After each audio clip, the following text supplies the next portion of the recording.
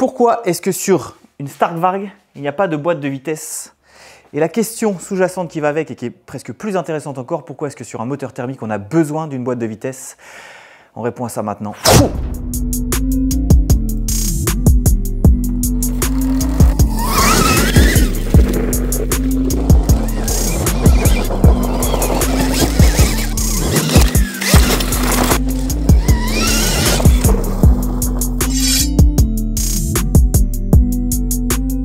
Alors, on peut commencer le problème par qu'est-ce que c'est que caler? Pourquoi est-ce qu'on cale? On a déjà tous vécu ça sur un vélo quand on se tape une montée un peu trop raide et qu'on pédale de plus en plus lentement et qu'au bout d'un moment, on n'y arrive plus, on est obligé de descendre du vélo. À ce moment-là, on vient de caler. Sur une moto, c'est exactement la même chose. Supposons qu'on ne puisse pas changer de rapport de transmission. Tu pars...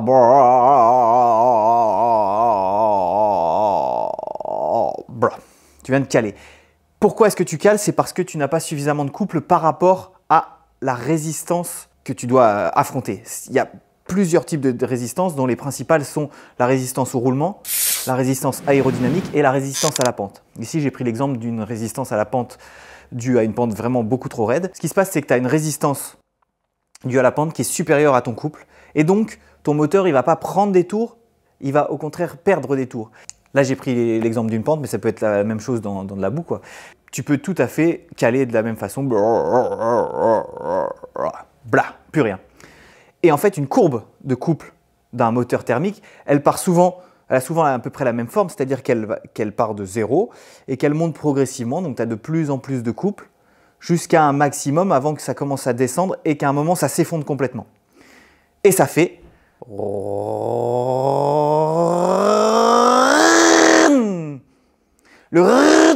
c'est le rupteur. Le rupteur, il est mis en place par le fabricant, par l'intermédiaire du CDI, pour t'éviter d'aller au-delà d'un certain régime moteur, parce qu'à partir de ce moment-là, toutes les pièces en mouvement dans le moteur, ça crée beaucoup de chaleur et beaucoup de frottement, et c'est là où tu risques d'exploser le moteur. Donc ils mettent un rupteur pour éviter que tu exploses ton moteur dès la première sortie, quoi.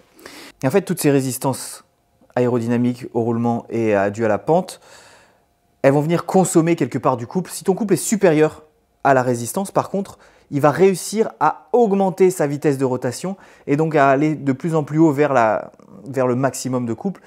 Et il va encore continuer, si tu continues, jusqu'à aller jusqu'au rupteur. Et donc cette courbe de couple, pour un moteur donné, elle est figée. Et ce que tu peux changer, toi, par contre, c'est ton rapport de transmission grâce à la boîte de vitesse. Donc c'est vraiment la transmission entre le nombre de tours moteur et le nombre de centimètres que tu vas faire avec ta roue arrière. Si tu prends un rapport plus petit, ça va déformer ta courbe de couple. Elle va être déjà positionnée sur une vitesse de ta moto beaucoup plus faible. Elle va être beaucoup plus étroite et beaucoup plus haute. Donc tu vas avoir beaucoup de couple, mais sur une zone de vitesse très courte et à très basse vitesse.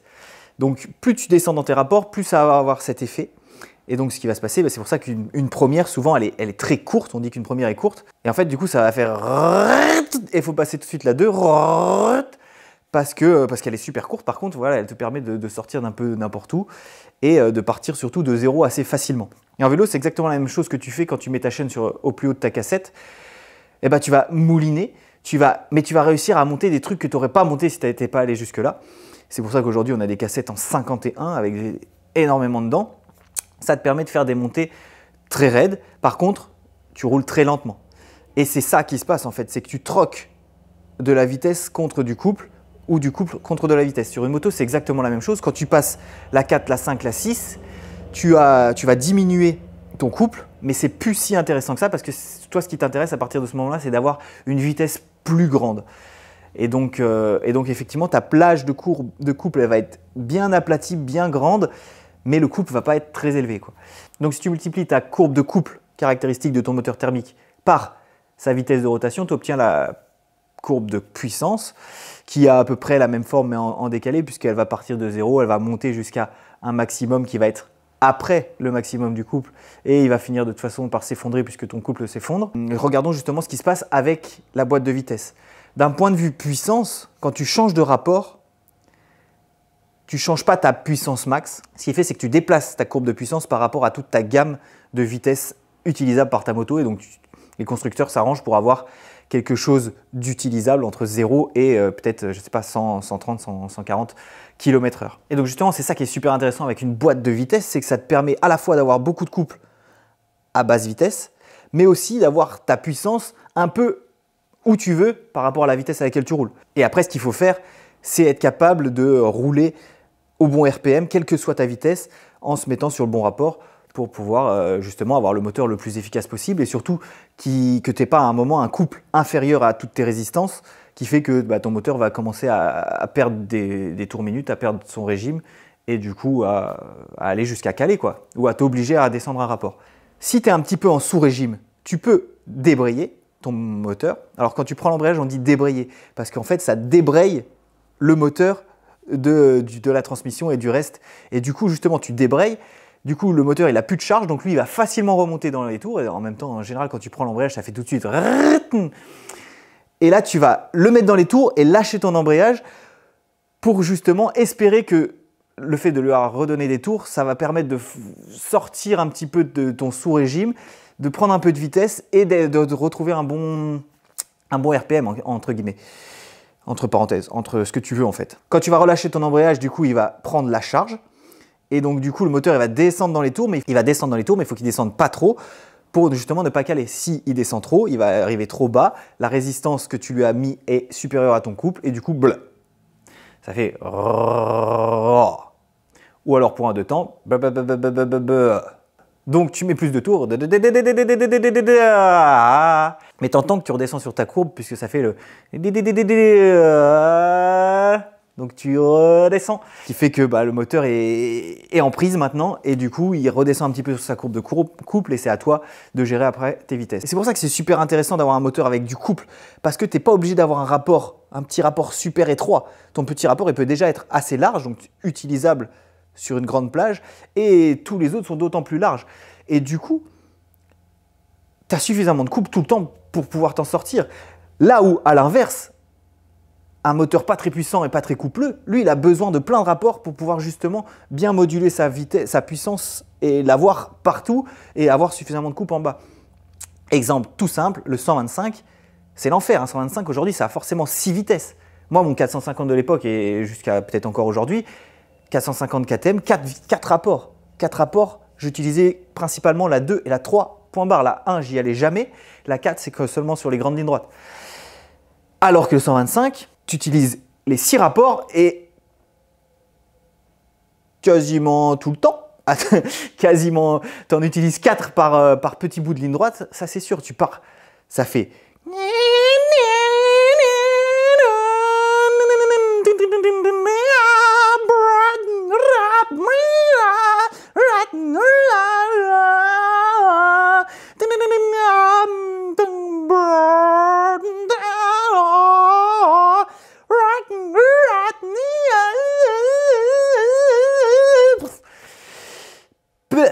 Parce qu'avec un 125 de temps, si tu n'es pas sur le bon rapport en sortie de virage, supposons que tu sors d'une courbe en 3 alors qu'il fallait être en 2, ça fait. Et là, tu peux mettre un coup de tournage. Tu galères de ouf, il faut redescendre un rapport parce que tu manques vraiment de couple. Et donc, tu es obligé d'être tout le temps sur le bon rapport, c'est juste infernal. Le 450, à l'opposé, du coup, tu peux te permettre d'être en 2. Si tu as besoin de plus, tu ouvres plus la poignée de gaz. T'inquiète pas, il y a du couple, il n'y a aucun problème. C'est pour ça que le 125, c'est un super outil d'apprentissage et c'est une moto qui est quand même très élitiste. Mais une fois que tu sais piloter un 125 comme il faut, je veux dire, passer les rapports, ça ne sera plus jamais un problème dans ta vie. Ça sera juste inné. Et voilà, tu apprends super bien avec ce genre de moto. C'est pour ça que je pense que c'est une des raisons pourquoi les jeunes, on dit qu'ils apprennent plus vite et tout en moto et tout parce qu'ils ont commencé tôt. Mais c'est surtout parce qu'ils ont des motos qui ne marchent pas en fait. Et du coup, tu es obligé d'apprendre à te servir d'un moteur. Donc, un moteur thermique, ce qu'il cherche à faire avec sa boîte de vitesse, c'est avoir beaucoup de couple à basse vitesse et avoir sa puissance utilisable partout sur toute sa plage d'utilisation. Et ça, c'est exactement ce que c'est faire un moteur électrique en fait. Un moteur électrique, il a tout son couple à basse vitesse et au bout d'un moment, son couple va commencer à diminuer inversement proportionnel à la vitesse, ce qui va faire qu'en fait, il va avoir parfaitement une puissance constante sur toute la plage d'utilisation. Et pour peu que ton moteur soit suffisamment costaud et que tu as une batterie avec une tension suffisamment haute, tu vas être capable de maintenir ça sur une grande plage de vitesse. Et la Stark aujourd'hui, elle est capable d'avoir sa puissance maximale sur toute sa plage de vitesse qui est de 0 à 155 km/h avec un seul rapport.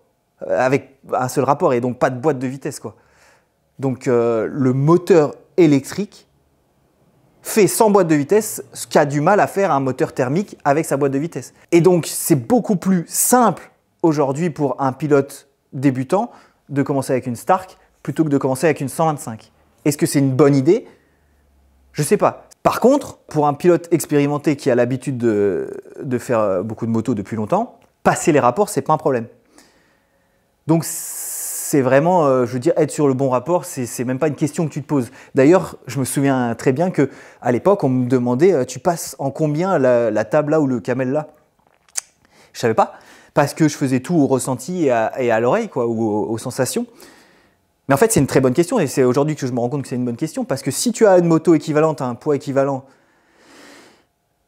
bah, si je suis en 3 et que j'arrive et tu entends que le moteur est sur le bon régime, bah, effectivement, tu peux arriver en 3 et arriver sur le bon régime et tu devrais sauter aussi loin. Alors, c'est un peu limité parce que si j'amortis un peu, si j'impulse, il y a des choses qui me manquent.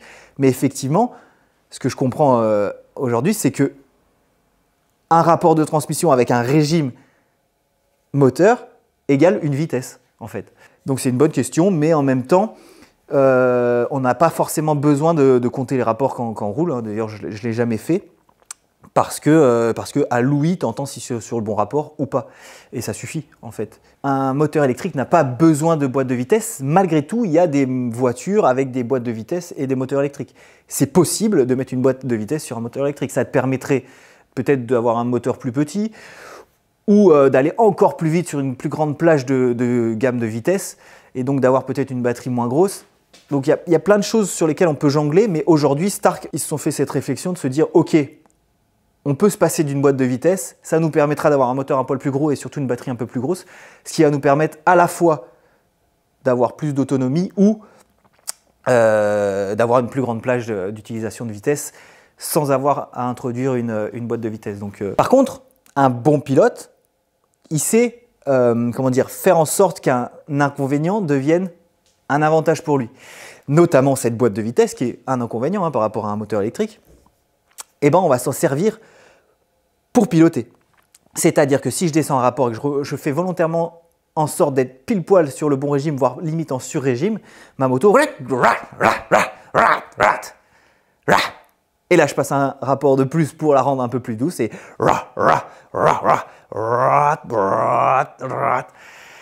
Et encore un autre, super douce. Donc en fait, avec ta boîte de vitesse, tu peux changer le comportement de ton moteur parce que tu te positionnes sur une autre zone de ta courbe de couple. Et donc ça devient un outil de pilotage. Là où, avec la moto électrique, eh ben, j'ai eu du mal. Parce qu'en fait, imaginons que j'arrive, il y a des trous au freinage. Je me suis dit, ok, je me sers du premier trou pour essayer de sauter les deux autres. Et je suis arrivé, j'ai fait VUV. Et VUV. Ça a fait VUV. Ça n'a pas fait RAH. Parce que pour pouvoir faire ça, il aurait fallu que je descende 2 rapports et que je fasse RAH. Un peu en mode supercross. Et j'ai pas de rapport.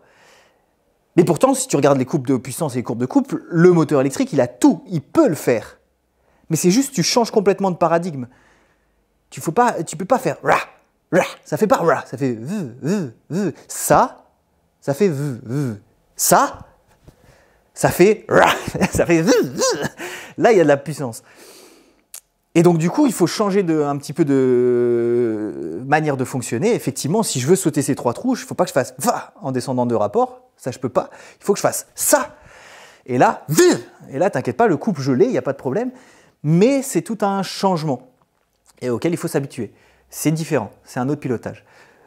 Donc là on voit qu'on peut faire la même chose avec les 2 moteurs. Il reste un dernier point où là, pour le coup, avantage moteur thermique, parce qu'on a déjà tous fait quadruple, tu descends 2 rapports en l'air, et tu tournes en bas de la réception. Peut-être pas déjà tous fait, mais en tout cas, c'est possible. Tu peux descendre 2 rapports pour avoir beaucoup de freins moteurs, ou au contraire, tu peux mettre 2 rapports au-dessus pour avoir moins de freins moteurs. Et donc le frein moteur, tu peux le gérer avec ta boîte de vitesse. Là où tu ne peux pas gérer ton frein moteur avec ta boîte de vitesse. Parce que tu règles ton frein moteur pour ton utilisation. Tu peux le régler entre 0 et 100%, ce qui est super. 0%, c'est 0 frein moteur. Donc c'est assez incroyable. Mais tu ne peux pas changer d'un virage à l'autre.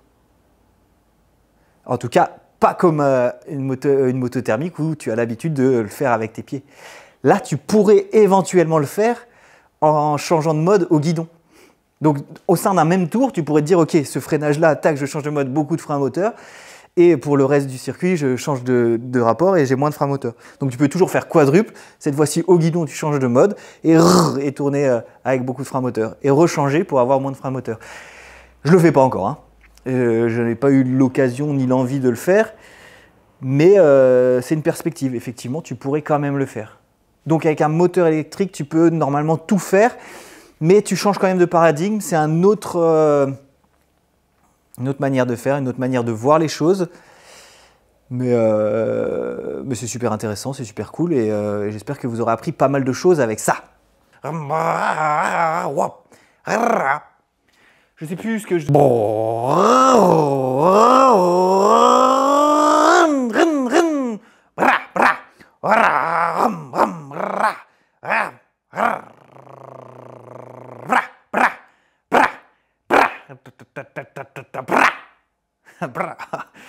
N'importe quoi.